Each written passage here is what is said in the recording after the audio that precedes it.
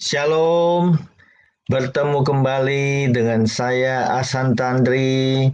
Pada pagi yang indah ini akan uh, memimpin kita semua dalam sesi fellowship ASKRI, Asosiasi Kristuber Indonesia. Setelah kita memperingati kemerdekaan Indonesia, pagi hari ini hambanya akan disampaikan oleh Pendeta Dr. Suryani Pantau. Nah, waktu dan kesempatan saya serahkan kepada Ibu Pendeta. Ya, shalom, selamat pagi semuanya. Apa kabar? Puji nama Tuhan. Harapan saya semuanya ada dalam keadaan sehat. Puji nama Tuhan, hari ini kita memulai lagi hari yang baru, saudara. Tetapi sebelum kita memulai aktivitas kita mau fellowship bersama-sama dan mendengarkan firman Tuhan. Sebelum itu, mari kita satu di dalam doa. Bapa, di dalam nama Tuhan Yesus, kami sungguh bersyukur kepadamu karena Engkau luar biasa baik. Terima kasih buat hari yang baru yang Tuhan berikan pada hari ini. Kami mau mulai bersama dengan Tuhan. Biarlah kebenaran firman Tuhan yang kami dengar ini sungguh-sungguh membuat kami sungguh semakin teguh di dalam Engkau, Tuhan. Dan bertumbuh dan berbuah bagi Tuhan. Pakai hamba, urapi hamba, supaya setiap kata kalimat yang keluar sesuai dengan kehendak-Mu. Berfirmanlah Tuhan, kami siap mendengar dalam nama Yesus. Haleluya. Amin. Nah, saudara yang kekasih di dalam Tuhan Yesus, tema kita pada hari ini adalah hidup yang berpusat kepada Kristus, ya, hidup yang berpusat pada Kristus. Nah, firman Tuhan yang akan kita baca dan kita bahas bersama-sama itu adalah dari Kolose pasal yang kedua, ayat yang ke-6 sampai ayat yang ke-15. Tetapi kita baca dulu yang pertama itu dari ayat yang ke-6 sampai ayat yang ke-7, ya.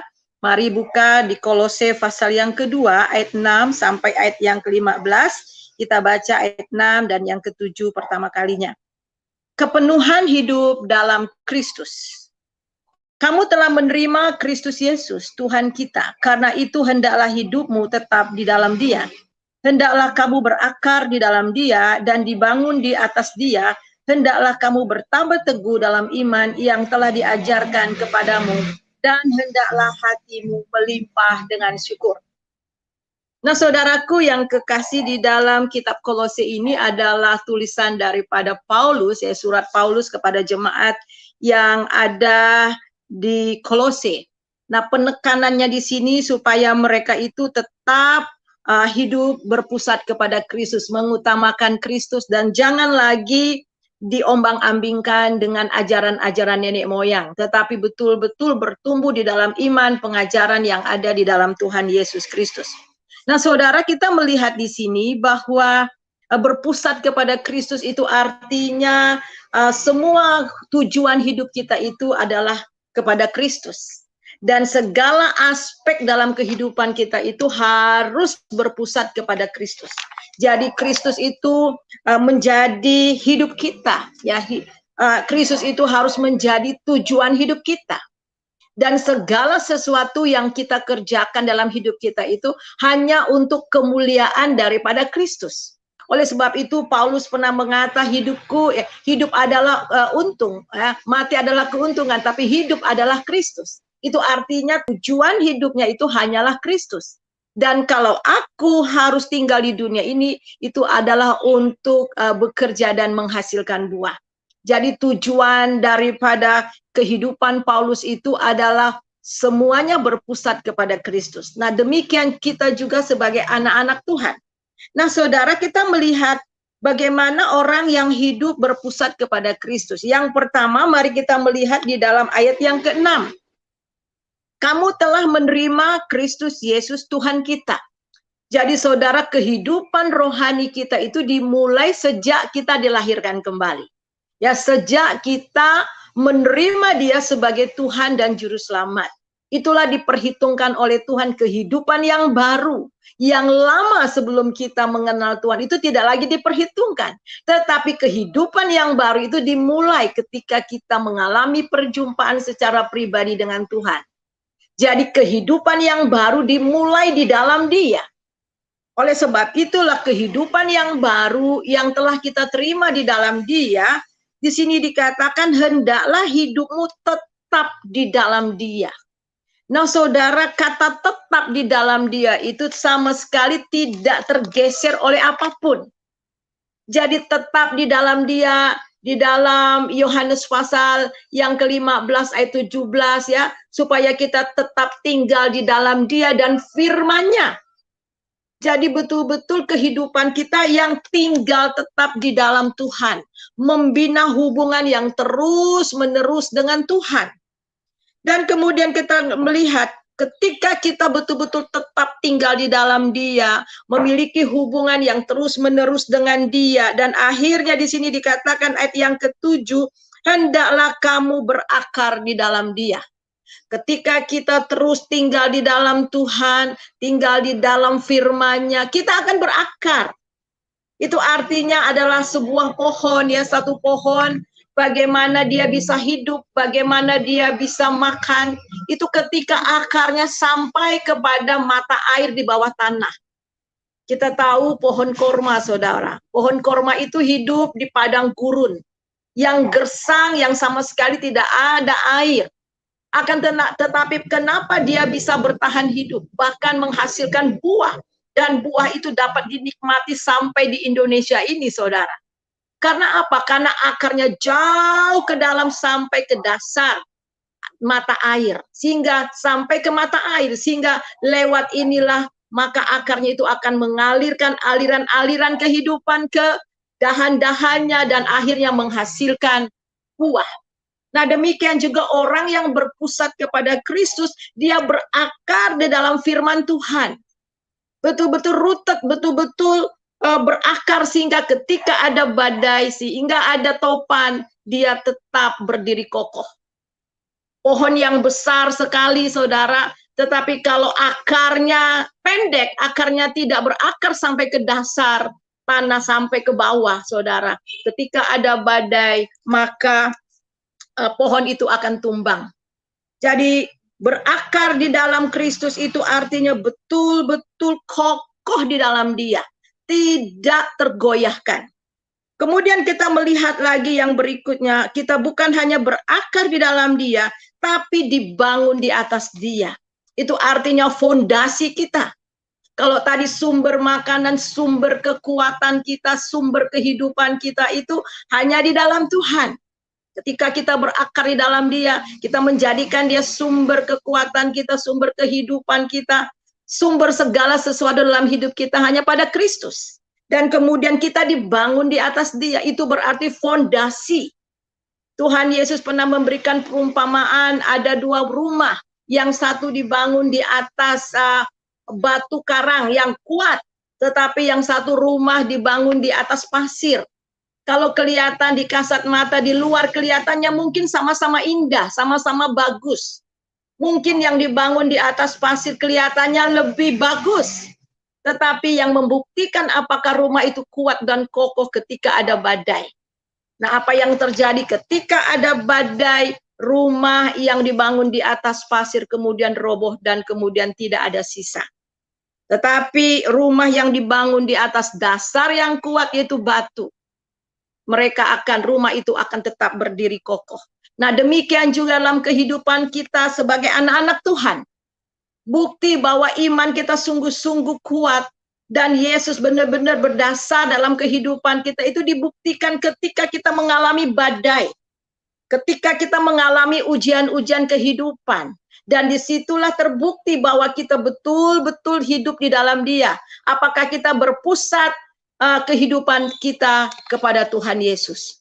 Saya ingat bahwa ketika kami satu keluarga, ya, 6 orang kami semua kena corona, saudara. Dan Ibu Uti, ya, adik saya betul-betul parah, ya, benar-benar parah. Dan secara manusia kalau beliau masih hidup, ya, itu karena anugerah.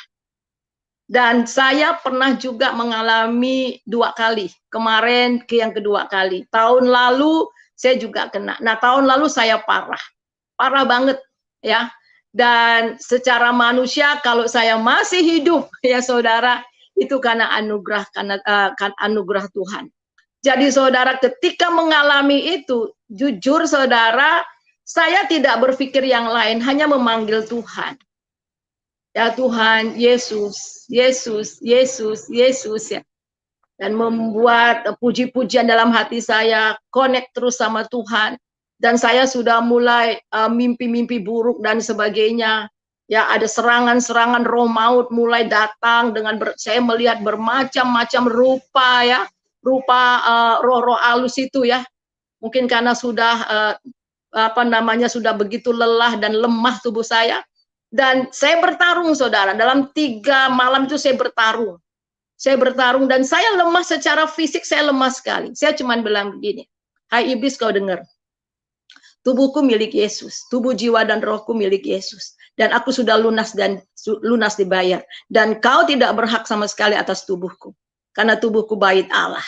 Nah saudara, hanya perkataan seperti itu saudara saya menang.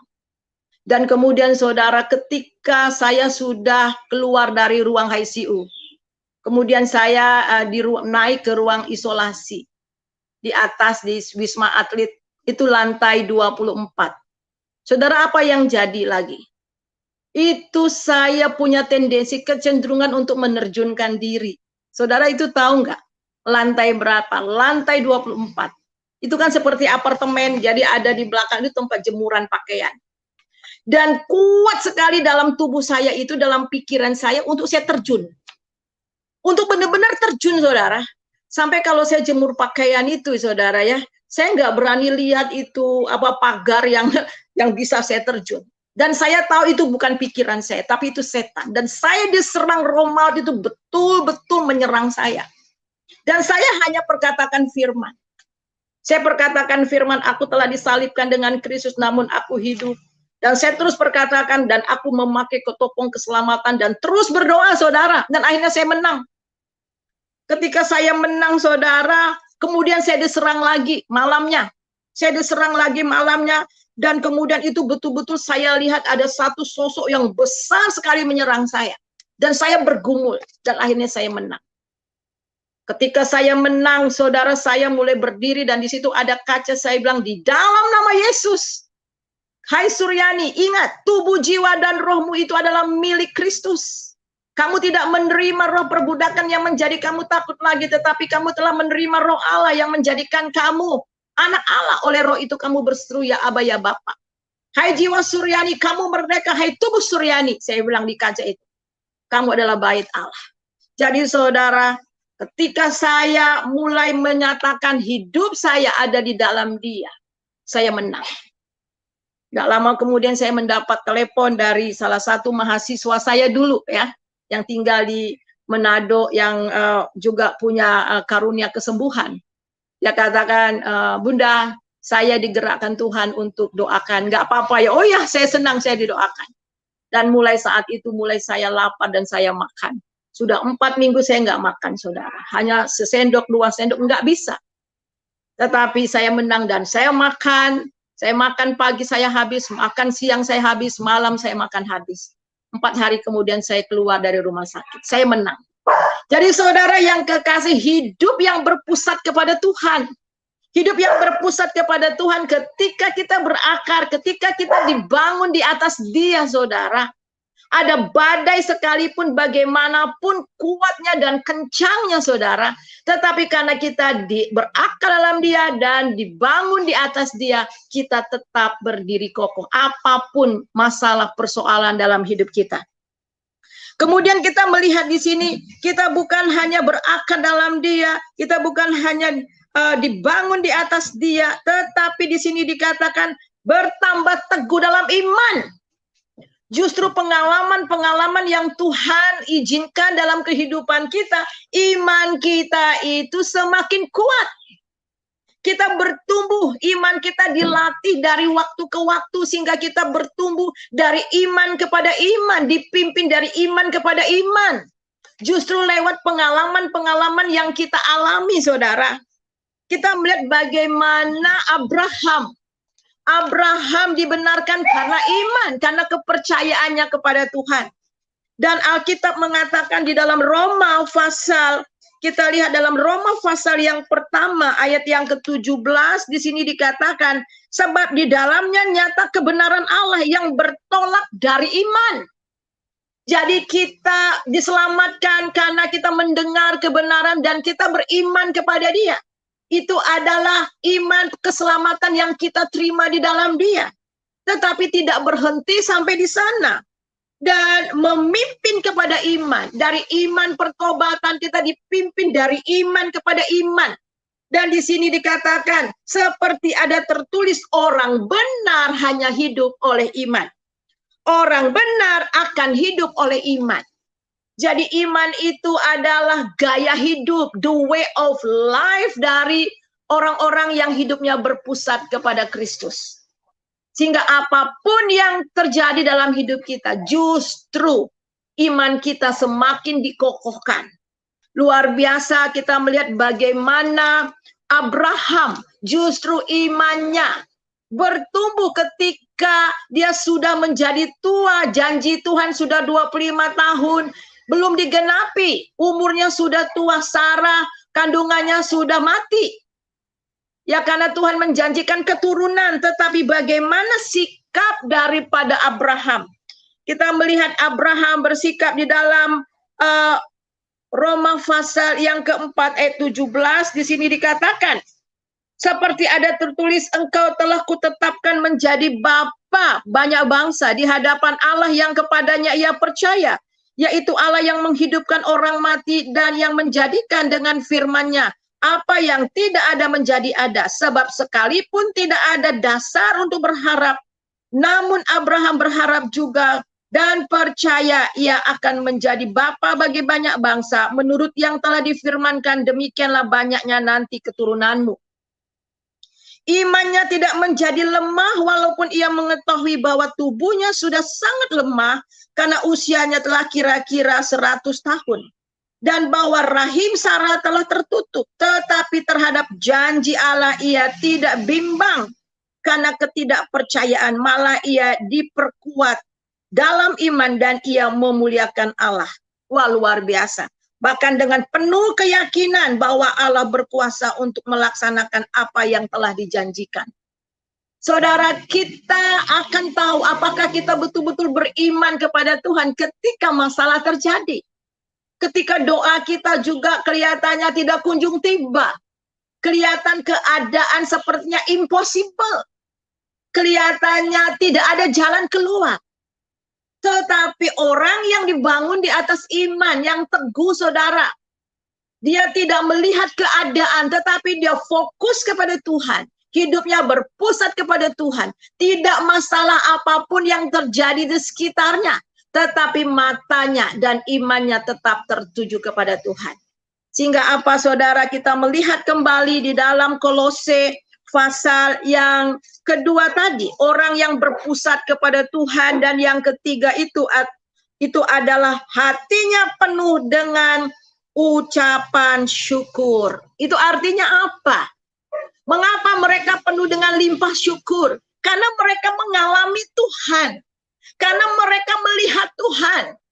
Tuhan itu benar-benar nyata, saudara. He is real. Betul-betul nyata. Kita mengalami Tuhan dari waktu ke waktu. Ketika adik saya Uti sakit dan saya tidak bisa komunikasi dengan dia, saya tanya sama Tuhan, Tuhan, bagaimana keadaan adik saya? Tuhan bilang, I'm dealing with her heart. I'm speaking, ya. Saya sedang berbicara ke dalam hatinya. She will experience me. Dia akan mengalami aku. Dan benar, saudara. Lihat, saudara, orang yang hidup berpusat kepada Tuhan. Di tengah-tengah badai, di tengah-tengah ketidakmustahilan, Tuhan masih menampakkan dirinya. Tuhan masih berbicara. Kita masih mengalaminya. Justru mengalami dia di tengah-tengah yang ketidakmustahilan ini penuh dengan ucapan syukur. Penuh melimpah-limpah ucapan syukur dan sukacita kita menjadi sempurna. Karena kita mengalami, tidak menjadi masalah apapun yang terjadi. Orang yang berpusat kepada Kristus akan mengalami day by day. Yang akan mengalami dia dari waktu waktu ke waktu. Nah, kemudian alasannya, ya, dengan cepat kita lihat alasannya mengapa kita harus hidup berpusat kepada Kristus. Kita lihat di dalam ayat 8, hati-hati supaya jangan ada orang yang menawan kamu dengan filsafatnya yang kosong dan palsu, menurut ajaran turun-temurun dan roh-roh dunia, tetapi tidak menurut Kristus. Orang yang berakar di dalam iman, di dalam Kristus, di dalam kebenaran firman Tuhan, tidak tergeser apapun.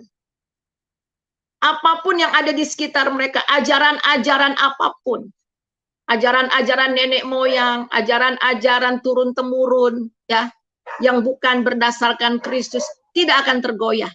Tetapi orang yang tidak tinggal di dalam Tuhan, yang tidak berakar dan tidak dibangun di atas Dia, akan mudah tergeser. Kemarin Pak Heri sempat bilang, ya, walaupun orang Kristen sudah mendengar doa-doa, ya, orang teman kita dari seberang, kita nggak terpengaruh dengar khotbah-khotbah mereka, nggak ada yang terpengaruh, saudara.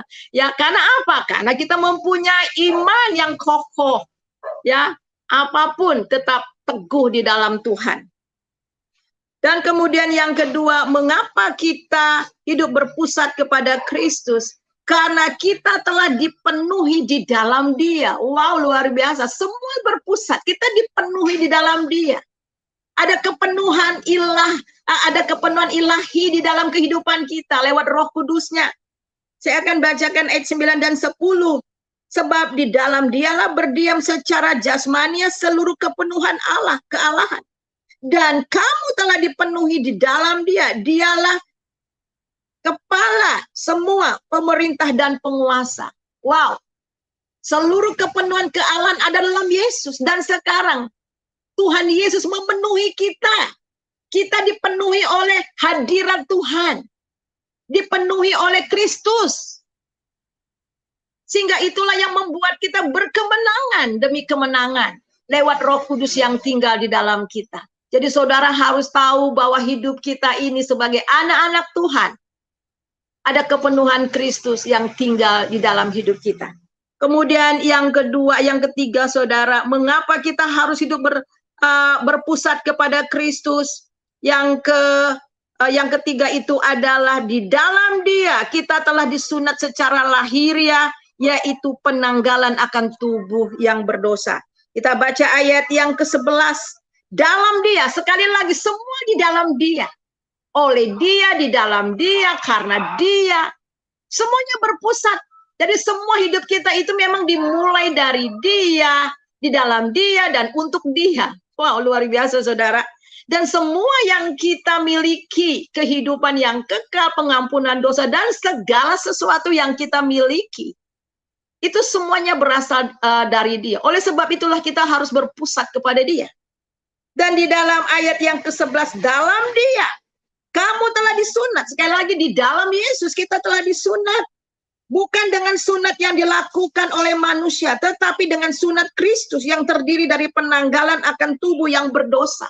Di dalam Dia, ketika kita percaya, kita telah disunat secara rohania, yaitu penanggalan dosa-dosa kita. Kemarin kita sudah belajar bahwa kemerdekaan, kita dimerdekakan dari dosa dan menjadi hamba kebenaran di dalam Dia.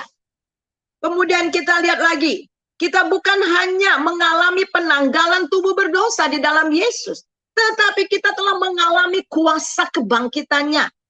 Ayat yang ke-12 kita lihat, karena dengan Dia kamu dikuburkan dengan baptisan, dan dalam Dia, di dalam Dia, sekali lagi, di dalam Dia, kamu turut dibangkitkan juga oleh kepercayaanmu kepada kerja kuasa Allah yang telah membangkitkan Dia dari antara orang mati. Kita telah mengalami kebangkitan Tuhan Yesus.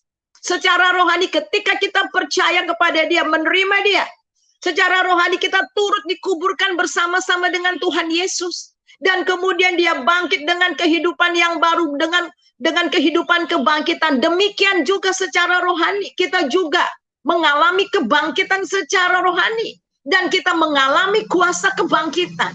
Ada kuasa kebangkitan yang hidup di dalam hidup kita.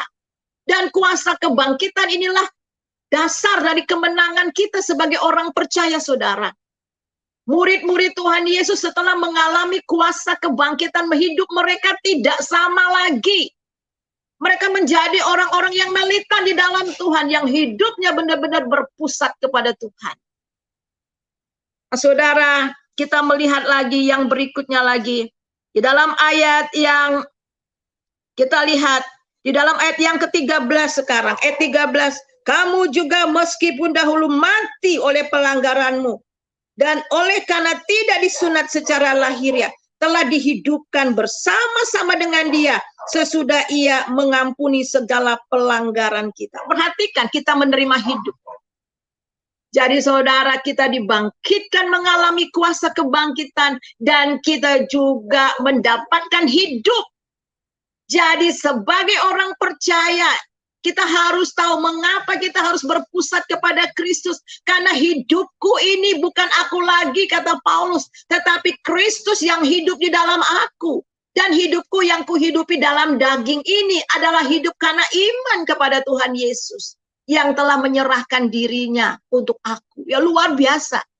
Jadi mengapa kita harus berpusat kepada Kristus? Ingat, hidup saudara bukan saudara lagi. Hidup saya bukan saya lagi, tetapi Kristus yang hidup di dalam aku. Dan hidupku di dalam daging, selama kita masih hidup di dalam daging, hidup oleh iman kepada Tuhan Yesus yang telah mengasihi kita dan yang telah menyerahkan nyawanya bagi kita. Kemudian yang berikut, mengapa kita harus berpusat kepada di ayat yang ke-14, dia telah menghapus semua hutang-hutang dosa kita oleh kematiannya di atas kayu salib.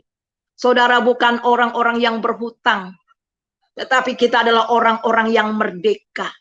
Dosa itu digambarkan seperti hutang, saudara. Dan tidak ada seorang pun yang sanggup membayar hutang-hutang dosa itu.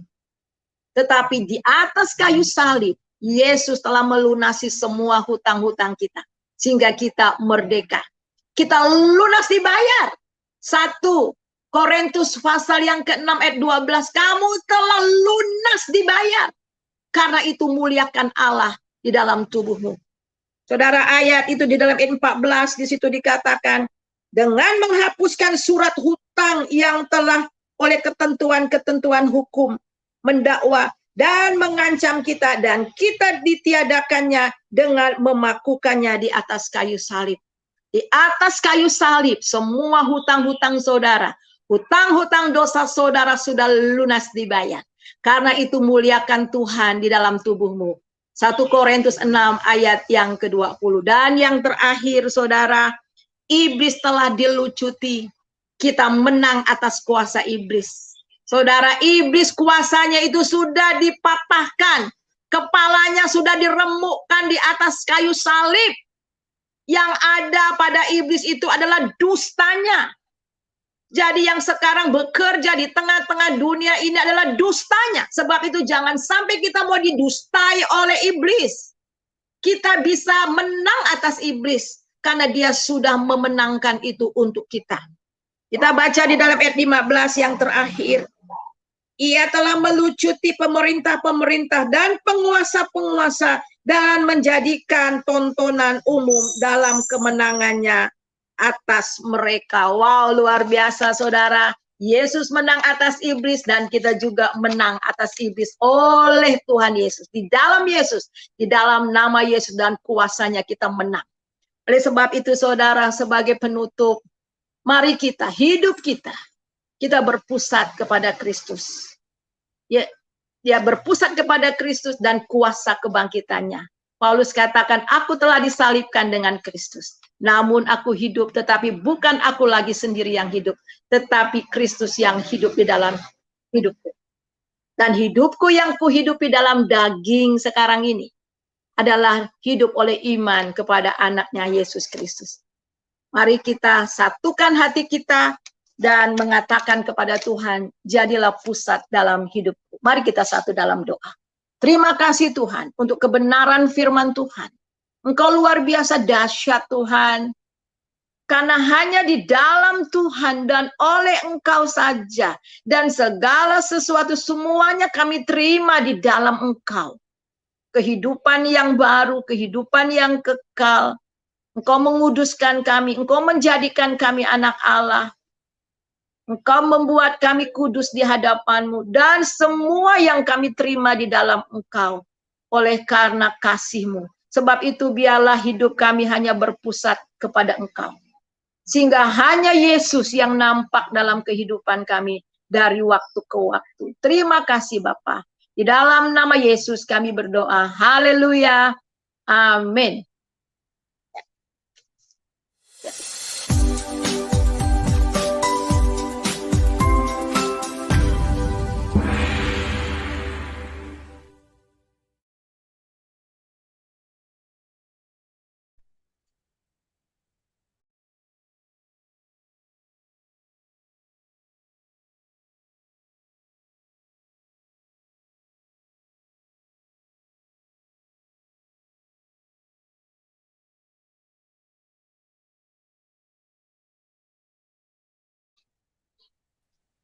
Silakan Pak Hasan.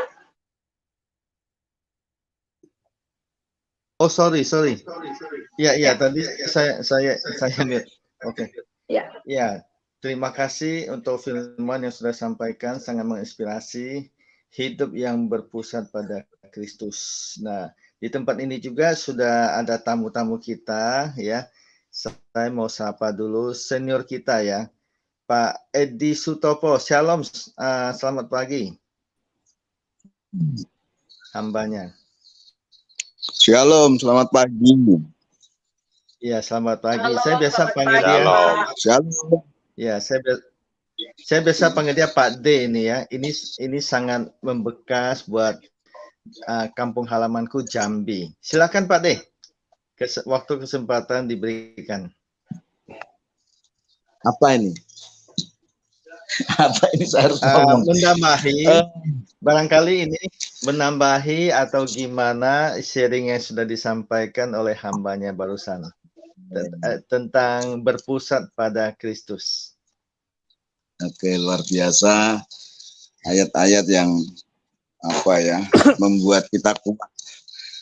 Memang akar itu tidak kelihatan. Ya, akar itu tidak kelihatan, tapi oleh akar itu pohon bisa hidup. Oleh akar itu pohon bisa kuat. Tanpa akar pohon akan roboh, pastinya akan mudah roboh. Ini satu hal yang luar biasa.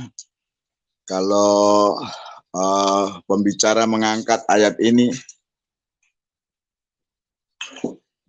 dan secara pribadi saya sangat diberkati. Ya, terima kasih Ibu untuk firman Tuhannya.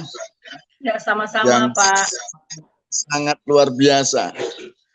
Jadi sesudah kita berakar kepada Kristus ya, akar itu yang mencari makan untuk pohon, untuk daun, untuk buah. Nggak mungkin kehidupan pohon itu bisa berbuah jika tidak ada akar yang menyaring, mencari nutrisi di dalam tanah.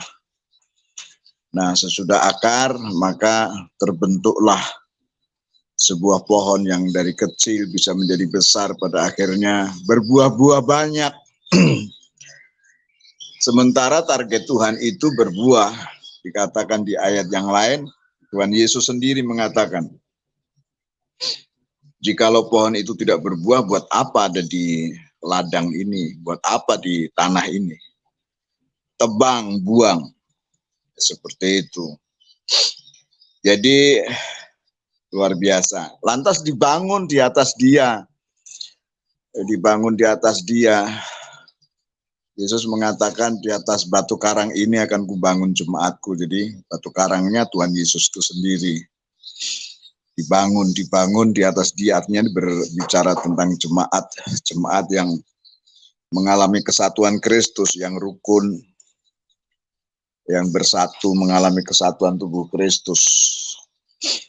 Mengapa sekarang banyak hal-hal yang tidak dikehendaki? Karena masih banyak yang ego, pengen untuk dikenal. Ya, kalau ini masih belum mengalami Tuhan, maka hal itu masih terjadi. Ya, saya pernah saksikan Kami ketemu hamba-hamba Tuhan yang baru berkumpul membahas tentang doktrin. Lantas pada saat dia membahas tentang doktrin, datang orang Muslim. Dia dengerin aja berjam-jam lama. Saya sendiri diminta untuk berkomen dan saya nggak komen, saya diam aja. Saya nggak tahu, saya nggak kenal orang yang baru datang itu. Lantas saya tanya, maaf bisa berhenti sejenak enggak? Aku mau tanya, Mas ini dari mana?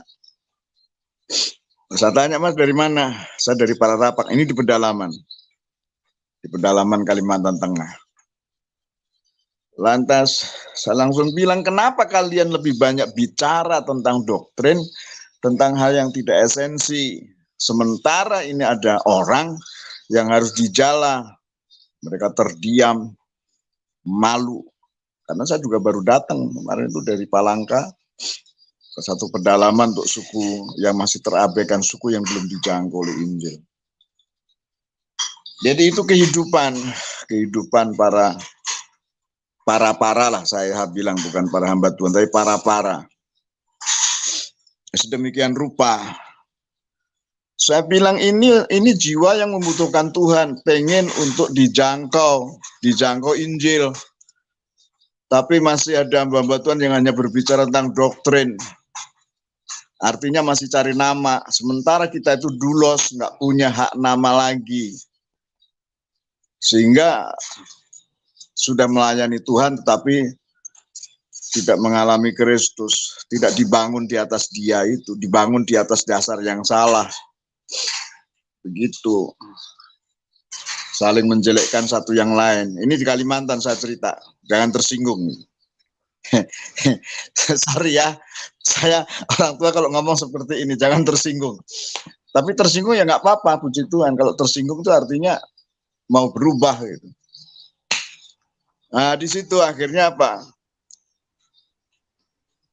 Orang yang baru datang ini kami bilang hanya satu kata aja, saya bilang inna zina indalah Islam. Tidak ada yang lebih percaya tidak ada yang lebih sempurna dari Islam, karena Islam itu bukan agama. Tak. Tidak sampai 1/4 jam orang itu menangis, akhirnya terima Tuhan. Sempat saya video, ada videonya. Jadi artinya apa? Artinya begini, kadang-kadang kita ini berbicara yang bukan esensi, tidak berakar kepada Kristus, akar kita itu kepada hal-hal yang lain. Begitulah, ini saya bicara begini terlalu panjang, sorry. Iya. Ya itulah ya, itu. Ya. Jadi mestinya berakar Kristus seperti firman yang barusan diperdengarkan. Lantas sesudah kita berakar, kita dibangun di atas Dia. Akhirnya satu dengan yang lain itu saling membutuhkan. Tidak bisa batu bata itu ditumpuk begitu aja tanpa semen, tanpa pasir, nggak bisa. Mesti ada semen, ada yang mau jadi semen, ada yang mau jadi pasir, ada yang begitu. Ada yang jadi tangan, ada yang kaki, jadi perut. Nah, itu kesatuan.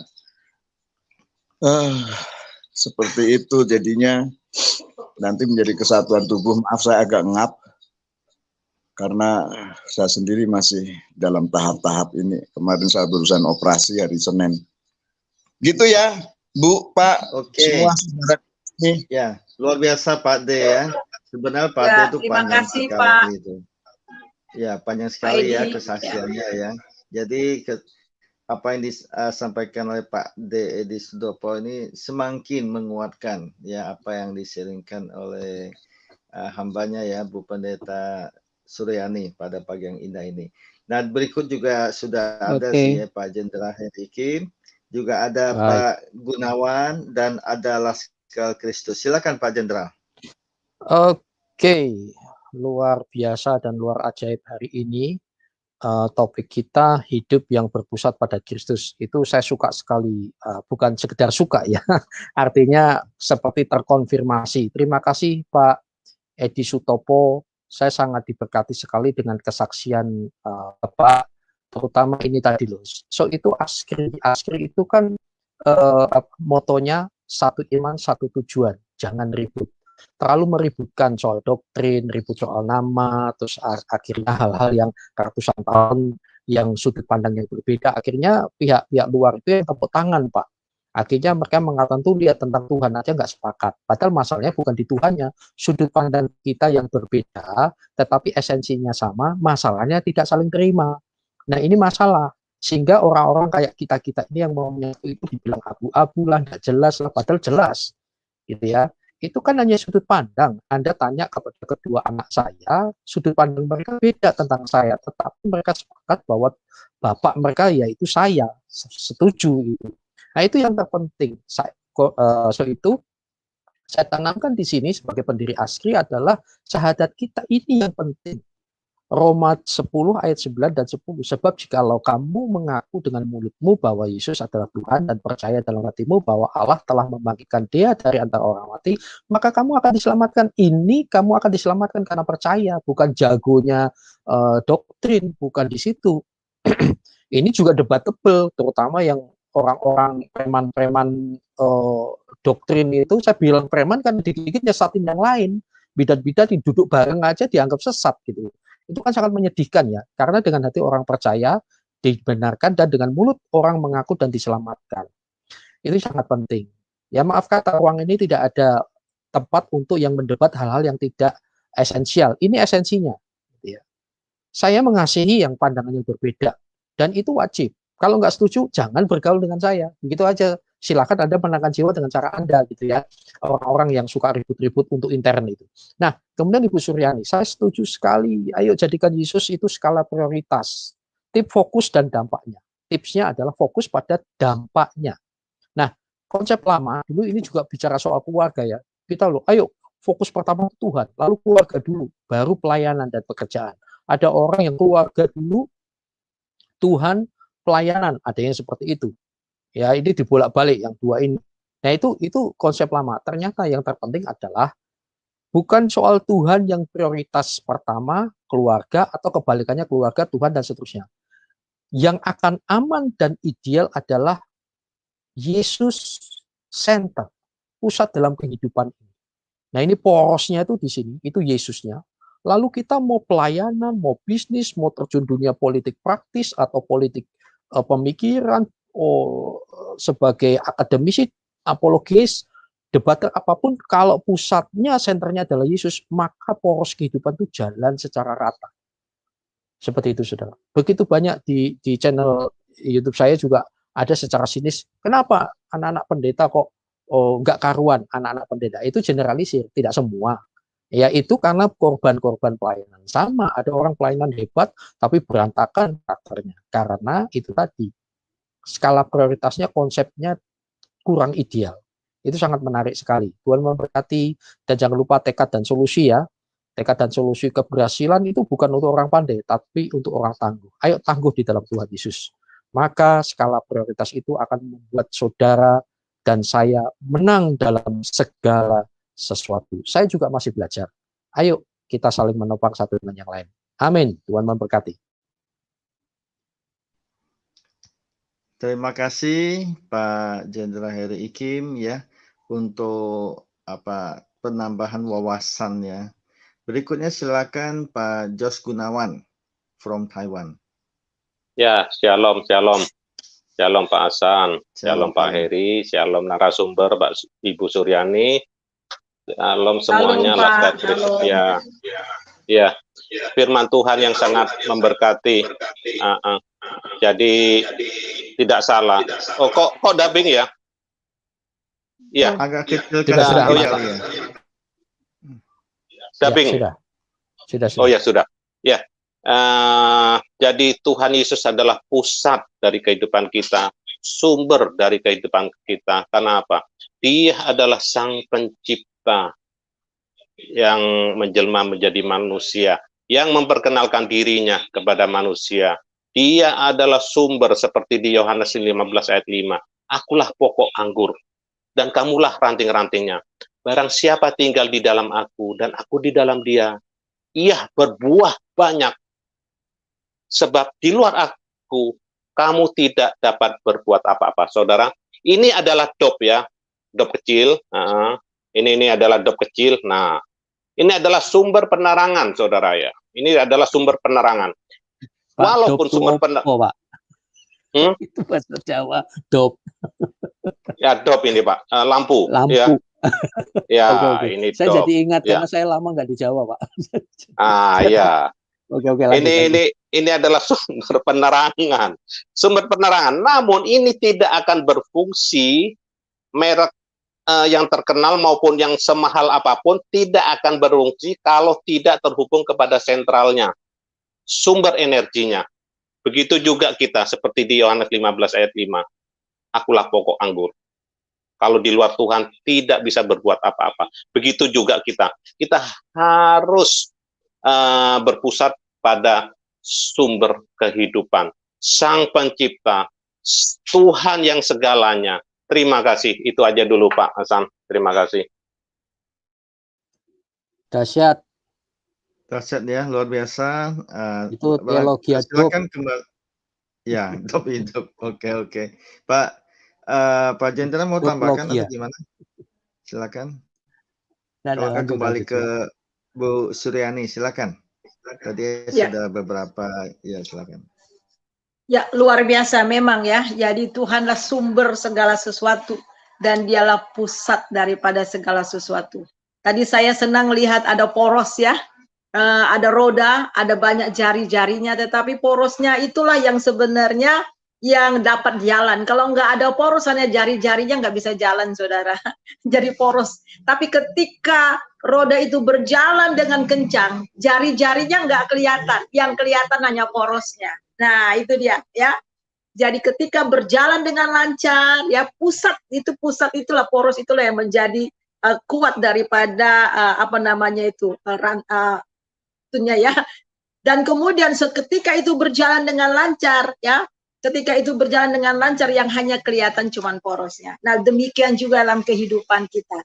Ketika kita berpusat kepada Tuhan, semua apapun aktivitas dalam hidup kita, di dalam marketplace, di dalam pendidikan, apapun, ya dalam rumah tangga, yang hanya kelihatan itu adalah Yesus. Sebab itulah kata Paulus ya, dia mau supaya Kristus itu semakin nyata dalam Tuhan. Bagaimana Kristus semakin nyata dalam hidup kita? Hanya membiarkan dia berpusat dalam kehidupan kita. Dan dengan membiarkan Roh Kudus terus membimbing kita, membawa kita dari waktu ke waktu. Sehingga buah daripada Roh Kudus itu akan nampak dalam kehidupan kita. Sebenarnya buah daripada Roh Kudus itu adalah karakter. Sehingga kita memiliki pikiran Kristus, kita memiliki hati Kristus, dan memiliki perasaan Kristus, dan akhirnya memiliki tindakan-tindakan Kristus. Dan kita diubah dari waktu ke waktu untuk menjadi serupa dengan Dia. Sehingga hanya Dia yang nampak, Dia yang hanya dimuliakan dalam hidup kita. Itu saja tambahan saya. Ya. Ibu Suryani, luar biasa. Ibu, saya diberkati sekali dengan penambahan mempertajam ya ilustrasi tadi. Waduh, ini bener loh. Saya baru ngeh itu bahasa Yunani ya. Ayo, saudara, ini penting. Apa yang disampaikan beliau benar sekali. Kalau porosnya kita adalah Yesus, dan ketika roda ini berjalan semakin cepat, maka yang kelihatan itu poros dan bannya ini loh. Jari-jarinya ini malah nggak kelihatan saking cepatnya. Wah, ini benar nih. Itu dia. Orang kalau cuma ngomong, aku itu bagian ini loh, aku itu di sini loh, aku di sini. Itu roda yang nggak berjalan tuh. Wah, benar sekali Bu Suryani. Semakin ada semangat untuk Tuhan, semakin itu. Yesus semakin besar, aku semakin kecil. Yesus yang semakin nampak harusnya. Hati-hati ya ketika kita bersaksi, ketika kita menyampaikan firman, ketika lakukan segala sesuatu. Biarlah Yesus yang di depan, kita di belakang. Itu luar biasa. Porosnya Yesus semakin cepat jari-jari kita tidak kelihatan. Keakuan pribadi kita, kebaikan kita. Tuhan berkati Bu Suryani sudah melengkapi. Amin. Ya, sama-sama Pak. Silakan Pak Hasan. Terima kasih ya untuk penambahan pencerahannya. Berikutnya silakan Pak Laskar Kristus. Shalom. Shalom. Shalom. Karunia sejati dan Ibu Suryani pantau, salam baku dapa. Ya, baku dapa ya. Selamat pagi ya. Pak Laskar Kristus. Ya, saya dari Manado, cuma saat ini di Jakarta, Bu, karena COVID-19. Jadi saya termotivasi ini pagi ini dengan firman-Nya Ibu Pendeta Dr. Suryani Pantau. Hidup yang berpusat pada Kristus. Benar sekali, Bu. Karena kita harus tinggal di dalam Kristus, berarti berkelanjutan hidup di dalam Kristus. Ketika seseorang diselamatkan, ia berarti digambarkan sebagai di dalam Kristus, Bu. Berhubungan secara permanen bersama dengan Dia. Konsep tinggal di dalam Kristus itu ada di dalam 1 Yohanes 2 ayat 5, tetapi barang siapa menuruti firman-Nya, ia di dalam orang itu sungguh sudah sempurna kasih Allah. Dengan itulah kita ketahui bahwa kita ada di dalam Dia. Ayat 6. Barang siapa mengatakan bahwa ia ada di dalam Dia, ia wajib hidup bersama-sama seperti Kristus. Luar biasa ini firman-Nya, Bu, karena kita hidup karena anugerah dan kasih karunia. Kasih karunia adalah suatu kuasa Allah yang senantiasa menyertai orang percaya melalui kehadiran Roh Kudus dalam melayani seperti Ibu pagi ini melayani di gereja YouTube ini pagi lewat YouTube untuk menjalankan kehendak Allah, kemurahan-Nya yang memberi keselamatan kepada semua orang yang mendengarkan ini, Bu. Baik orang berdosa maupun orang percaya datang bertobat dan akan diselamatkan.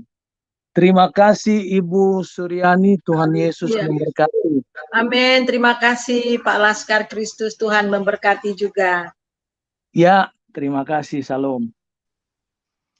Ya, terima kasih Pak Laskar Kristus. Silakan Bu Suryani mau mempertajam lagi?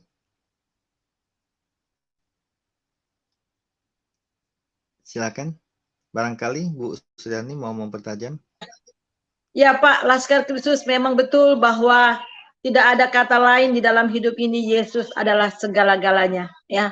Jadi segala-galanya kita terima dari Dia dan segala-galanya juga untuk hormat dan kemuliaan bagi namanya. Dan kita melihat di dalam ada 2 Korintus pasal yang ke-5 ayat yang ke-15. 2 Korintus pasal yang ke-5. 2 Korintus pasal yang ke-5 ayat yang ke-15, demikian bunyinya. Sebentar ya. Ayat yang ke-15 ya. Dan Kristus telah mati untuk semua orang supaya mereka yang hidup tidak lagi hidup untuk dirinya sendiri, tetapi untuk Dia yang telah mati dan bangkit untuk mereka. Jadi jelas ya. Jadi Kristus sudah mati dan bangkit untuk kita, sehingga kita yang hidup bukan untuk hidup kita sendiri lagi. Jadi bukan untuk diri kita sendiri lagi, tetapi untuk Dia, untuk Kristus yang sudah mati dan bangkit bagi kita. Ya, itu saja tambahan saya, Pak. Tuhan Yesus berkati. Terima kasih Bu Suryani. Ya, berikutnya kita sambut ya Rantai Perak. Shalom. Silakan. Shalom semua. Ya, shalom. Ya, shalom Pak, shalom mata rantai. Temukan apa nih, Rantai Perak ya. Rantai Perak. Ya, Rantai Perak. Shalom semua. Kekristenan ya Bu. Kalau saya melihat itu di Alkitab itu memang saya ambil misalnya dasarnya ini iman bekerja oleh kasih ya Bu. Jadi yang membedakan kekristenan dengan semua ajaran-ajaran memang ini di dalam kekristenan itu iman itu bekerja oleh kasih. Jadi tidak sekedar percaya apa yang tertulis, tetapi ada kasih yang adalah Allah itu sendiri memang yang hidup di dalam orang Kristen yang telah dihidupkan. Orang Kristen yang telah dihidupkan ini dia memiliki kasih. itu yang jangan sampai hilang ya. Jangan sampai kita tinggalkan kasih itu. Seperti yang terjadi yang dibicarakan di kitab Wahyu itu. Itu Tuhan mengancam itu orang karena sudah kehilangan kasih mula-mula itu. Karena mereka itu dimulai iman mereka kepada Kristus itu awalnya itu bekerja oleh kasih. Tetapi semakin bergeser ya, semakin mungkin menjadi semakin agamawi. Akhirnya sesuatu yang menghidupkan ini justru seperti ditinggalkan begitu. Kasih Allah yang menghidupkan pribadi orang Kristen ini seperti ditinggalkan begitu ya. Makanya Tuhan bilang dia akan mengambil kaki Dian itu. Itu benar-benar sudah apa ya kalau sudah bilang Tuhan mengambil kaki Dian itu. Kalau saya perhatikan di Yohanes 15 ya sampai di 17 itu, di sini Tuhan Yesus katakan, jikalau kamu menuruti perintahku, kamu akan tinggal di dalam kasihku. Seperti aku menuruti perintah Bapakku dan tinggal di dalam kasihnya. Jadi ini kerinduan Tuhan Yesus kepada orang Kristen ya, supaya kita itu memang tinggal di dalam kasih. Dalam iman saya ya, mungkin kita ada berbeda-berbeda pandangan tentang Allah di dalam kekristenan. Tapi dalam iman saya itu, Tuhan itu mengajak kita kembali ke dalam jalinan kasih Allah Trinitas, Allah Tritunggal. Makanya itu, di dalam Yohanes 17, Tuhan Yesus itu doa Tuhan Yesus berkata, supaya mereka menjadi satu, sama seperti Engkau ya Bapa di dalam aku, dan aku di dalam Engkau, agar mereka juga di dalam kita. Baru di ayat 23 dikatakan, aku di dalam mereka dan Engkau di dalam aku, supaya mereka sempurna menjadi satu, agar dunia tahu bahwa Engkau yang mengutus aku, dan bahwa Engkau mengasihi mereka sama seperti Engkau mengasihi aku. Jadi kasih Bapa itu kepada kita ya. Bagaimana Bapa mengasihi kita itu sama seperti Bapa mengasihi Sang Firman, anaknya Tuhan Yesus Kristus. Jadi kerinduan Tuhan Yesus itu kita untuk mengerti ini dan menerima ini ya. Menerima kasih yang memang dari Allah ini. Karena hanya dengan kasih ini kita bisa mengenal Allah, untuk kita bisa hidup menurut roh, menghasilkan buah-buah roh. Karena kita mengenal Allah, maka kita menghasilkan buah-buah roh itu, tapi hasil karya dari roh Allah itu ya. Itu karena pengenalan kita tentang kasih itu.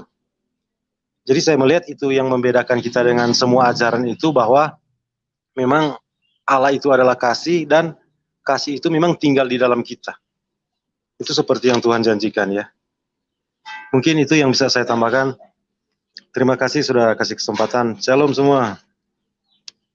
Salam. Terima kasih Pak Rantai Perak.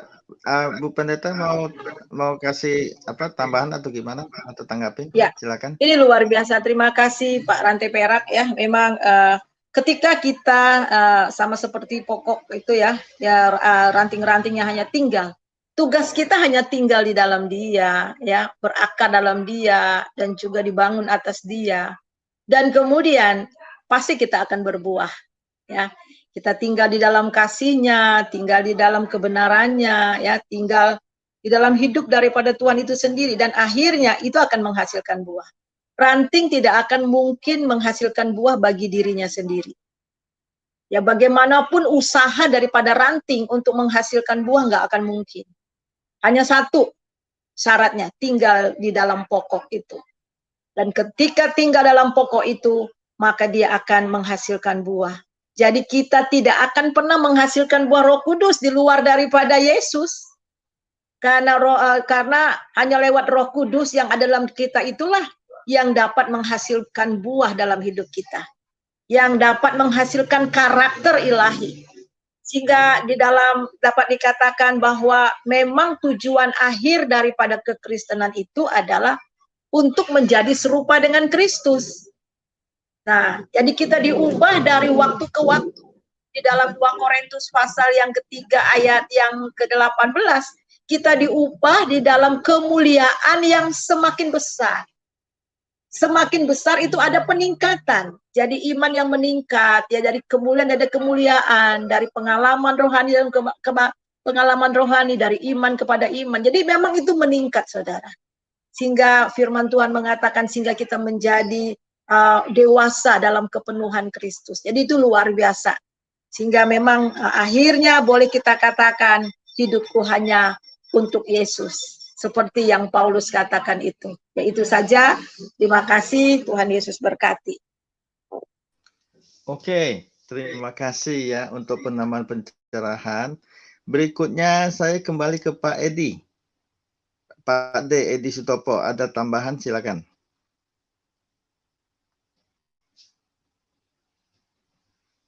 Oke. Saya kira udah bagus semua. Udah bagus semua. Jadi saya hanya begini, yuk kita bersama-sama sesuai dengan konteks firman yang hambanya sampaikan, kita berakar di dalam Tuhan, lantas mulai membenahi diri. Jangan pernah mau berusaha untuk membenahi orang lain, jikalau kita tidak berusaha untuk membenahi diri sendiri dulu, menyadari, sadar. Jadi sehari-hari ini berdoa, Edi sadar itu. Menyadarkan orang lain kadang-kadang lebih mudah daripada menyadarkan diri sendiri. Sadar posisi kita lebih untuk tahu diri. Sudahkah kita tinggal di dalam Tuhan? Karena di luar Tuhan kita tidak mampu, tidak bisa buat apa-apa. Jadi sadar kita harus berakar di dalam Kristus. Karena kalau kita tidak berakar kepada Kristus, nanti akarnya pasti yang lain. Akarnya kita kepada uang, akarnya kepada tahta, akarnya supaya. Dan semua pelayanan yang didasarkan dengan awal akarnya salah, pasti ke belakangnya akan salah. Saya kira itu saja. Terima kasih. Tuhan Yesus memberkati untuk kita semua. Di tanggal 18 Agustus 2021, kiranya roh hikmat, marifat, pengertian akal budi turun atas kita semua. Amin. Tuhan memberkati. Amin. Terima kasih Pak D. Edi Sutopo ya. Oke, kembali ke Pak Jos Gunawan, silakan. Iya, jadi luar biasa sekali ya sharingnya ya. Itu yang membuat kita itu mengucap syukur selalu karena kita sudah tidak salah mempunyai pokok anggur, mempunyai ketergantungan kepada Sang Pencipta.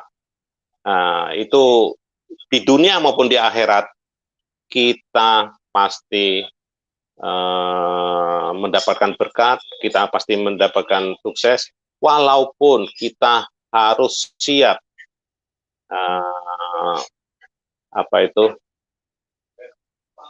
harus menyangkal diri, harus membuang dulu keduniawian, di mana keduniawian itu adalah yang bertentangan dengan kehidupan roh, daging, keinginan manusia dengan keinginan Tuhan itu beda. Kita sudah pasti dengan jalan Tuhan, tentu kita di dalam sebagai ranting dari pokok anggur itu, kita harus turut serta dengan pokoknya itu, aturannya. Jadi pasti keselamatan dapat, surga itu dapat, tentu kita harus dengan cara-cara Tuhan. Seperti di Ibrani ini. Dan sesudah ia mencapai kesempurnaannya, artinya itu kesempurnaannya sesudah yaitu Tuhan mencapai kesempurnaannya setelah bangkit, ia menjadi pokok keselamatan yang abadi bagi semua orang yang taat kepadanya. Harus taat, walaupun Tuhan itu sumber, walaupun Tuhan itu pusat, kita harus taat sebagai ranting-ranting, dan siap-siap saja ranting yang liar yang tidak berguna pasti dipotongnya sakit-sakit. sakit. Tapi dari keliaran itu kita akan dibentuk seperti Bu Suryani tadi bilang, segambar, serupa dengan pokoknya, serupa dengan gambar Tuhan kita. Sehingga keselamatan yang abadi bagi semua orang yang taat kepadanya, taat. Nah, itu harus taat kita. Bukan hanya berpusat menggantungkan begitu aja. Taat. Nah, terima kasih itu dulu, Pak Hasan. Halo, Pak Hasan, di mute, Pak Hasan. Terima kasih Pak Jos Gunawan. Ya, berikutnya ke Laskar Kristus, silakan. Kalau masih ada yang bisa ditambahkan. Iya, terima kasih Pak. Jadi ungkapan mengenai tinggal di dalam Kristus itu sangat yang kita harapkan dalam saat-saat ini terhadap COVID-19. Kita harus betul-betul taat seperti Bapak tadi yang bicara, dan harus mempunyai hikmat tinggal di dalam firman. Karena hikmat dapat bisa membedakan antara roh dunia dan roh surgawi. Jadi tinggal di dalam Kristus ini mempunyai satu dampak yang sangat berarti untuk pertumbuhan iman di masa penuaian akhir-akhir zaman. Karena ada dalam 1 Korintus 12 ayat 3, firman Allah berkata, sebab dengan satu roh kita semua telah dibaptis menjadi satu tubuh, dan kita semua diberi minum dari satu roh. Puji Tuhan buat Ibu Suryani Pantau. Nanti kapan-kapan boleh baku dapa lagi. Saya di Manado tinggalnya, cuma sekarang terprotek di Jakarta ini karena COVID-19, Pak, Ibu. Dan juga saya melatih diri saya bagaimana saya sebagai seorang profesional dengan adanya COVID-19 2 tahun belakangan ini, saya merubah kehidupan hanya ada di dalam Yesus. Mengandalkan kekuatan manusia itu tidak. Jadi ada di dalam Mazmur 119 ayat 97. Bagaimana Daud, betapa ku cinta Taurat Tuhan, aku merenungkan sepanjang hari dan harus melakukan. Itulah. Terima kasih Ibu Suryani, Tuhan Yesus memberkati. Ya, terima kasih sama-sama Pak Laskar. Ya, saya ada di Jakarta, Pak. Oh gitu, saya juga di Jakarta. Iya. Tapi saya Bu melatih diri ini Bu 8 sampai 12 jam. Selama 2-3 bulan Tuhan ungkapkan ini Bu, banyak rahasia-rahasia ini. Saya ikut semua channel, baik Pak Edi juga di gereja YouTube. Karena ada di dalam 2 Timotius 3 ayat 16, firman Allah berkata, segala tulisan yang diilhamkan Allah memang bermanfaat untuk mengajar, untuk mengatakan kesalahan, untuk memperbaiki kelakuan, dan untuk mendidik orang dalam kebenaran. Nah, kebenaran sendiri ini adalah satu ungkapan kebenaran di dalam firman Tuhan, di dalam Alkitab atau Holy Bible, itu berbicara tentang Bapa, Kristus, dan Roh Kudus. Sehingga kita membaca Alkitab bukan hanya sekedar pengetahuan, tetapi ada kuasa dan ada kehidupan dalam semua perkataan firman Tuhan. Karena 2 Timotius 3 ayat 16, segala tulisan yang diilhamkan Allah. Kata diilhamkan Allah itu adalah dihembuskan dari Roh Allah.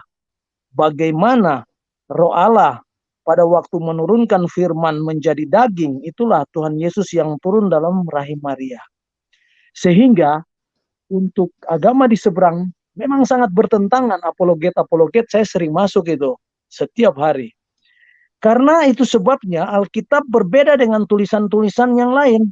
Alkitab adalah firman Allah yang hidup dan berkuasa. Itu saja dari saya, Ibu Dr. Suryani. Tuhan Yesus memberkati. Ya, amin. Terima kasih. Ya, terima kasih Pak Laskar Kristus ya. Ini Pak Jerry itu tidak terkonek ya. Jadi kalau bisa keluar dulu, masuk lagi. Oke. Berikutnya silakan. Saya mungkin mau nanggapi sedikit, Pak. Oh iya. Oh, Pak. Pak Rahmat dulu, silakan Pak Rahmat. Oh, Pak Rahmat, silakan. Halo. Halo Pak Rahmat. Halo. Ya, silakan. Halo.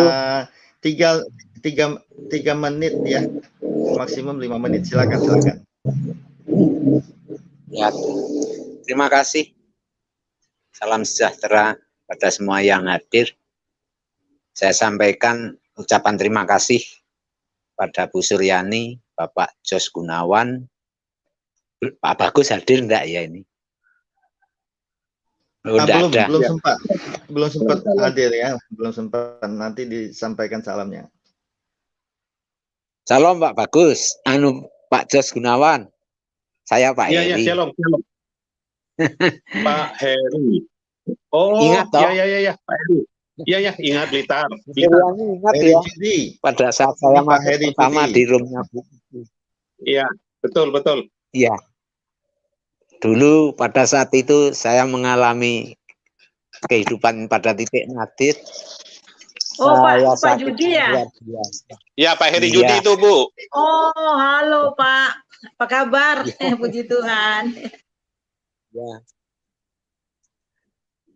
Saya saat itu betul-betul tidak tahu apa yang mesti saya kerjakan. Yang ada hanya kehidupan pada titik nadir. Saya mengalami putus asa yang luar biasa, tidak ada pegangan hidup sama sekali. Bahkan keinginan saya untuk mengakhiri hidup itu sangat tinggi sekali. Hanya anak-anak saja yang akhirnya membuat saya bertahan. Kemudian pada saat itu ibu menawarkan pada saya untuk berdoa. Sementara kan sebelumnya saya berdoa sesuai dengan syariat tuntunan agama yang lama. Saya coba untuk menantang Tuhan Yesus waktu itu. Kalau memang Engkau betul-betul Tuhan, sesuai dengan sabda beliau di kitab suci itu ya, datanglah yang berbeban berat, mintalah maka akan. Setiap malam saya berdoa sambil menangis. Kemudian setelah habis berdoa itu saya mencoba, kebetulan saya senang musik, mendengarkan musik-musik rohani. Ternyata beban saya juga tidak berkurang dari hari ke hari, tidak berkurang, tetap sama di depan mata saya. Tapi satu hal keanehannya itu cuma satu. Mengapa hati saya itu semakin hari semakin pasrah. Semakin hari semakin pasrah. Ternyata membuka mata hati saya. Akhirnya saya berhubungan dengan Pak Jos Gunawan, dihubungkan dengan beliau pendeta dari Jogja. Kemudian dihubungkan dengan pendeta Heru Yono. Beliau yang mementori saya setiap sore, saya diberi pencerahan dan seterusnya. Akhirnya beban itu tetap ada, tapi anehnya perasaan saya itu merasa nyaman. Asam lambung saya tidak seperti kemarin, dan saya bisa menunaikan tugas di sekolahan saya yang sekarang saya jalani. Sekolahan ini sekolahan agama. Terus terang saya akan mengajar di sana, iya. Ya akhirnya ini terjadi dualisme. Kalau saya berdoa secara syariat itu hati saya ya sudah. Hati saya artinya saya berdoa kepada Tuhan Yesus, meminta kepada Tuhan Yesus. Tapi gerakan saya ya masih seperti yang lama. Dan terus terang ini nama saya ganti ini untuk, katanya kita diajari untuk berhikmat. Jangan sekali-sekali menantang kehendak Tuhan. Oleh sebab itu pada saat kesempatan ini, Bapak Ibu, saya sungguh mengucapkan terima kasih sekali atas bimbingan beliau-beliau, terutama Bu Suryani, Pak Jos Gunawan, Pak Filipus, Pak Bagus, Bu Uti, dan yang terutama sekali kepada Tuhan Yesus sendiri saya pernah menantang untuk berdoa kepada engkau, dan ternyata betul hidup saya semakin bermakna, dan sekarang saya mengikuti partisipan saja, ikut pelayanan Bapak Pendeta Heru Yono. Terima kasih. Ini pernyataan sekaligus kesaksian. Saya belum bisa berkomentar secara alkitabiah karena masih belajar. Terima kasih. Oke. Terima kasih Pak Heri. Ya, luar biasa. Tetap semangat. Ya, ini kita waktu agak mepet-mepet juga ya. Ya. Ini juga ada Pak Juginsu, ada Pak Ari Tonang ya. Nah, silakan Lai Ari Tonang dulu. Jadi Pak Juginsu closing. Silakan. Mungkin Bu Suryani mic-nya bisa ya, saya senang mendengarnya Pak Judi ya. Saya senang ya. Karena saya juga berdoa buat Pak Judi sejak Bapak menerima Yesus sebagai Tuhan dan Juru Selamat ya. Di acara channelnya pagi ya Pak Buti. Bapak menerima Yesus sebagai Tuhan dan Juru Selamat yang saya pimpin doa. Dan sejak dari itu memang saya doakan Bapak ya. Doakan, dan pernah juga ngobrol-ngobrol sama Pak Gunawan gimana caranya ya, puji Tuhan sudah menemukan mentor yang membina Bapak terus maju, dan sempat juga memang perubahannya dahsyat banget Tuhan itu ya. Bapak beberapa kali masuk ke channel dan Bapak suka mengeluh juga ya, hidupnya susah dan sebagainya. Tetapi puji nama Tuhan sekarang betul-betul sudah bangkit ya. Aduh, saya senang ya. Dan terus bangkit Pak, dan terus berpusat kepada Yesus. Maka akan terus Tuhan lewat Roh Kudusnya yang di dalam kita, itulah yang akan mengubah Bapak dari waktu ke waktu. Sudah ada kuasa di dalam diri Bapak, yaitu Roh Kudus, dan dialah yang akan membimbing Bapak dari kebenaran kepada kebenaran. Jadi maju terus ya, dan terus memandang kepada Yesus. Itu saja ya, terus maju. Tuhan Yesus memberkati. Terima kasih Bu Suryani. Berikutnya, ini waktu sangat mepet. Silakan Lai Ari Tonang 3 menit. Silakan Lai. Salam Pak Hasan. Salam.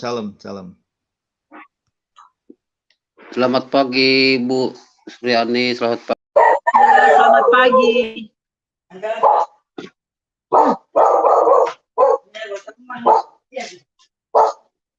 Terputus ya. Sepertinya terputus. Oke, langsung ke Pak Juginsu. Sudah. Silakan. Nah, terima kasih. Salam Pak Hasan, Bu Suryani, Bapak semuanya. Ya, saya simpel saja, singkat saja, sesuai dengan topik. Saya mau ambil sedikit dari Yohanes 15 ayat 5 dan 6. Tadi mungkin sudah dibaca ya. Akulah pokok anggur dan kamulah ranting-rantingnya, barang siapa tinggal di dalam aku dan aku di dalam dia, ia berbuah banyak, sebab di luar aku kamu tidak dapat berbuat apa-apa. Barang siapa tidak tinggal di dalam aku, ia dibuang keluar seperti ranting dan menjadi kering, kemudian dikumpulkan orang dan dicampakkan ke dalam api, lalu dibakar. Nah, saya mungkin ambil dari sisi yang lain ya. Saya kok dapat hikmahnya gini, mungkin kita masih tetap bisa berbuah ya. Ya, orang-orang di luar Kristen juga saya pikir banyak yang berbuah ya. Banyak yang berbuah dan bahkan bisa jadi lebih berbuah dibanding orang yang di dalam Kristen yang tidak serius. Tapi masalahnya begini, tadi Tuhan katakan apa? Barang siapa tidak tinggal di dalam aku, ia dibuang keluar seperti ranting menjadi kering. Nah, masalahnya walaupun kita berbuah, bahkan berbuah banyak, itu nggak diakui Tuhan, itu masalahnya. Kenapa?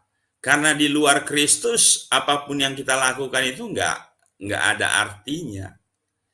Bahkan Yesaya 64 ayat 6 berkata begini, kesalehan kita itu seperti kain kotor. Jadi walaupun kita saleh berbuat yang luar biasa, berbuah lebat menurut versi kita, itu tidak dianggap oleh Tuhan gitu. Kenapa? Nggak diperhitungkan.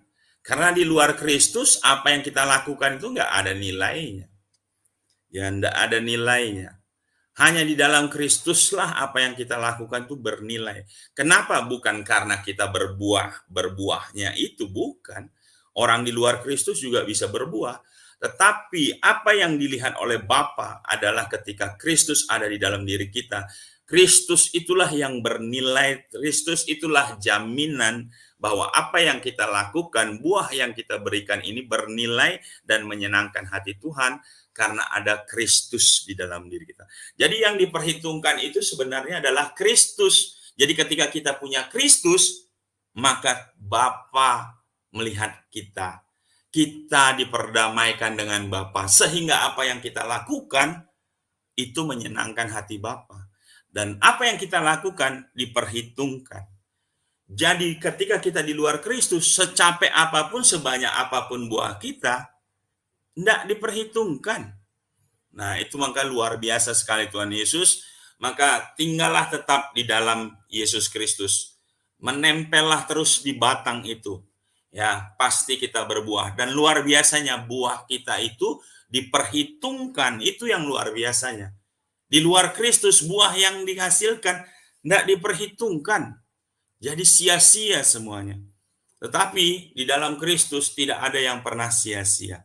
Bahkan ketika kita menabur firman, itu tidak pernah kembali sia-sia. Pasti berbuah, hanya mungkin waktunya.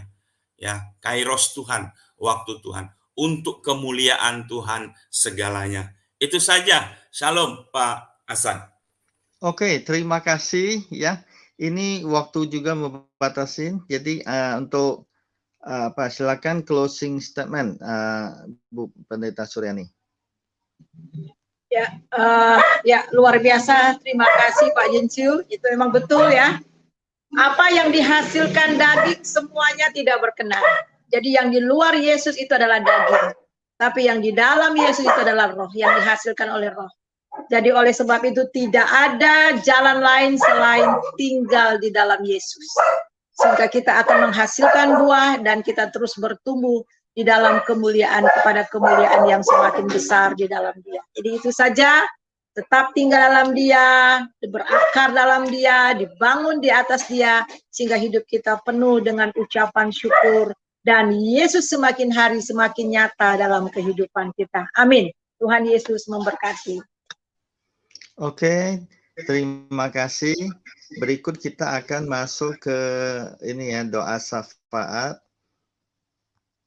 Doa syafaat, saya minta kesediaan Pak hambanya. Rantai perak, standby kah? Pak Rantai Perak? Shalom. Halo? Halo Pak Rantai Perak? Oke. Kalau Pak D. Edi minta kesediaannya untuk doa bangsa dan negara, gimana Pak? Shalom. Halo Pak D. Edi. Shalom. Oke. Pak. Ya Pak Edi. Halo. Monitor. Oke. Oke Pak Edi, doa bangsa dan negara. Doa syafaat ya. Ya, bangsa dan negara. Ya, halo. Sampai nomor 1, ya. Halo. Ya, ya. Ini Rantai Perak ya? Oke. Oh, Pak Edi, oke. Yang kedua, jadi, Pak. Doa syafaat ya. Ya, betul. Ya, halo. Dengar? Ya, halo, betul. Betul, Pak. Doa syafaat yang nomor 1, bangsa dan negara, Pak Edi. Kedua, Pak Jos Gunawan. Itu yang apa?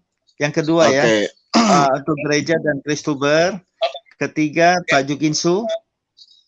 Untuk yang itu Astri. Oke.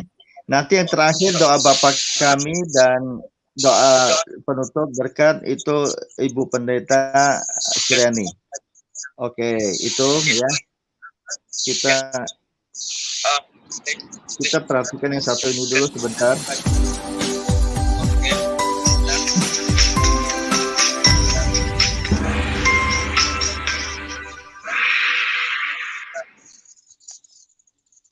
Ya, silakan dimulai mulai dari Pak Edi Sutopo.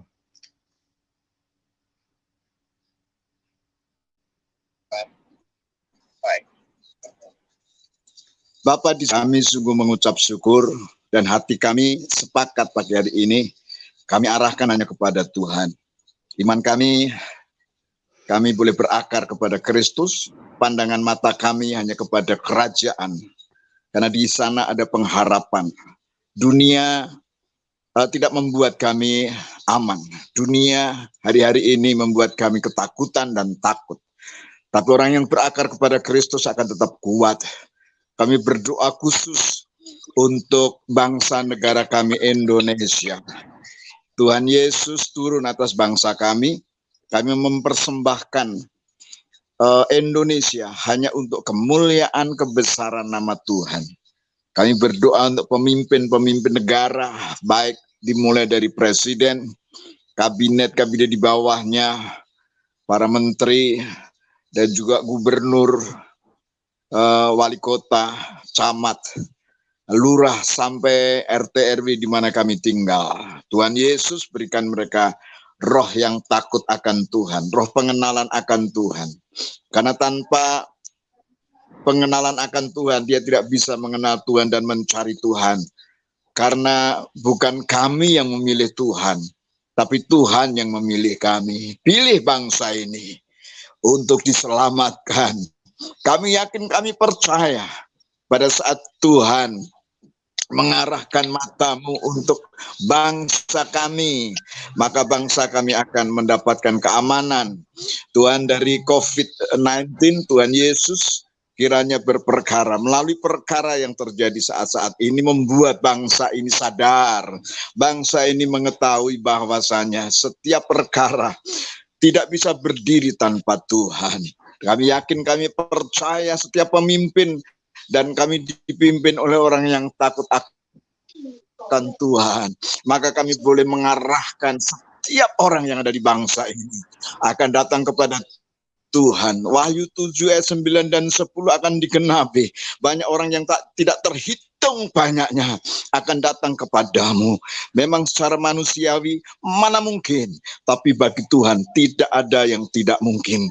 Sekali lagi, dari Sabang sampai Merauke, dari Rote sampai Sangir, kami persembahkan bagi Tuhan Yesus Kristus, Tuhan yang menciptakan langit dan bumi.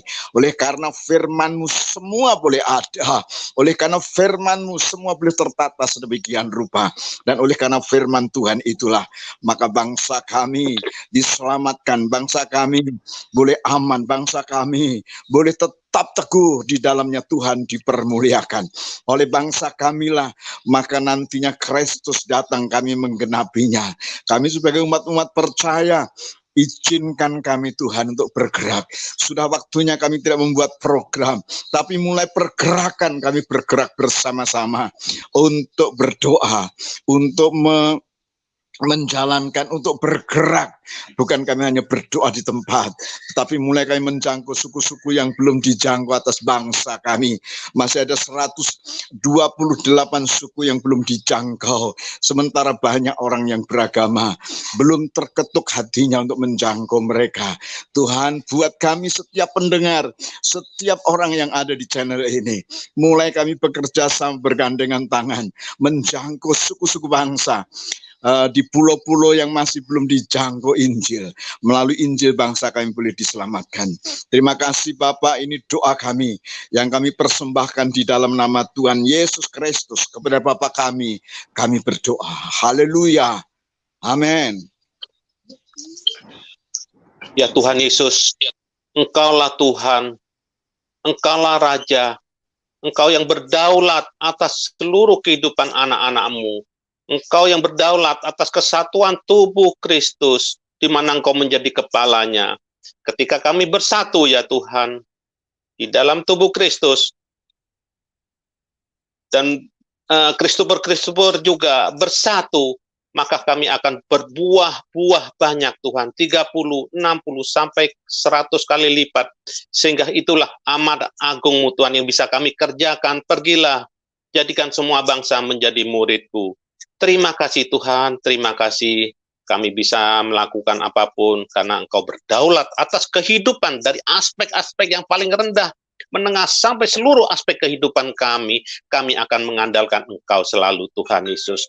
Diberkatilah Tuhan, Kristuber ini Tuhan yang bersatu, Tuhan dijadikan satu oleh Engkau Tuhan. Terima kasih Bapa, sehingga lawatan-Mu Tuhan amat sangat dahsyat untuk negeri kami, bangsa kami tercinta Indonesia, sehingga semua lutut bertelut, semua lidah mengaku bahwa Tuhan Yesus Kristus adalah Raja dari atas segala raja, Sang Juru Selamat satu-satunya. Terima kasih dalam nama Yesus, haleluya, amin. Bapak, terima kasih, kami mengucap syukur untuk pagi ini, dan terima kasih juga untuk Askri yang tetap boleh melakukan fellowship, sharing firman-Mu pada pagi ini Tuhan. Bapak, kami berdoa untuk Asosiasi Kristuber Indonesia, apa yang sudah dimulai Tuhan. Kami memohon kiranya Engkau yang memberkati, sehingga kami boleh tetap bersinergi di dalam satu iman, satu tujuan. Engkaulah menjadi pusat kami. Terima kasih Bapak, kalau Astri sampai hari ini boleh melayani, itu semua karena kasih kemurahan-Mu.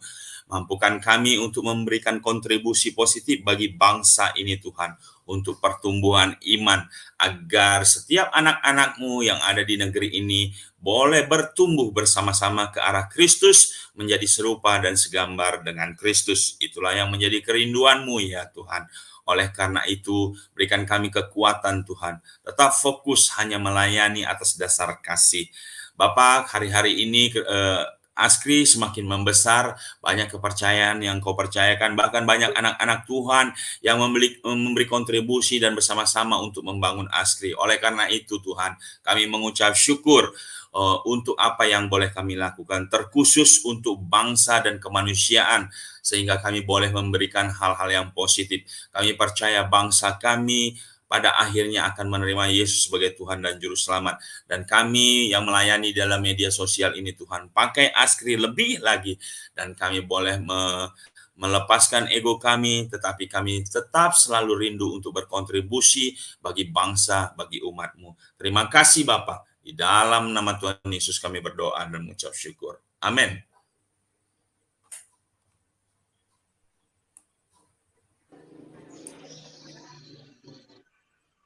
Ya. Mari kita sama-sama berdoa, Bapa kami.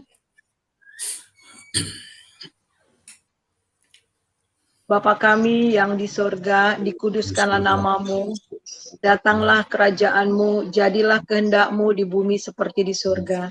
Berikanlah kami pada hari ini makanan kami yang secukupnya, dan ampunilah kami akan kesalahan kami, seperti kami telah mengampuni orang yang bersalah kepada kami. Dan janganlah membawa kami ke dalam pencobaan, tetapi lepaskanlah kami daripada yang jahat. Karena Engkau yang mempunyai kerajaan, kuasa, dan kemuliaan sampai selama-lamanya.